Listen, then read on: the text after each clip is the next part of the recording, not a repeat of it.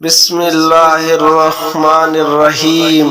حدیث شریف استخارہ کی تعلیم۔ جابر بن عبداللہ رضی اللہ تعالی عنہ ہی تنہائی سے مروی ہے، انہوں نے کہا رسول صلی اللہ علیہ وآلہ وسلم آل روم میں تمام معاملات میں استخارہ کرنے کی اس طرح تعلیم دیتے تھے جس طرح ہمیں قرآن کی کوئی سورت سکھاتے تھے۔ البخاری۔